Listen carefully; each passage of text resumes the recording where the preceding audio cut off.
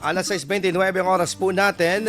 Sa ating pong pagpapatuloy ng balita, naglabas po ng anunsyo ang Office of the Civil Defense Ilocos ukol po sa maaga o mandatoryong pagpapalikas po sa mga residente sa Ilocos Region na nakatira po sa at risk o yung mga mapanganib po na lugar dahil sa posibleng banta po ng habagat maging ang minor sea level disturbance na dulot po ng 8.7 na lindol sa Kamchatka, Russia. Sa pinirmahang memo po ni OCD Region 1 Director at RDRRMC 1 Chairperson Lawrence Mina, inaatasan po lahat po ng mga nangangasiwa sa bawat local DRRM councils sa Region 1 sa implementasyon ng agarang paglikas ng mga nasabing residente.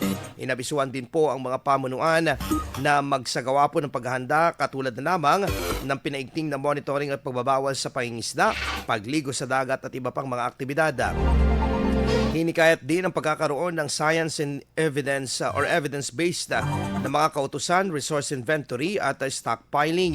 Iminungkahi din ng RDRRMC 1 ang pagpapalakas ng risk communication at pagpapasalukal ng mga abiso at babala sa mga komunidad.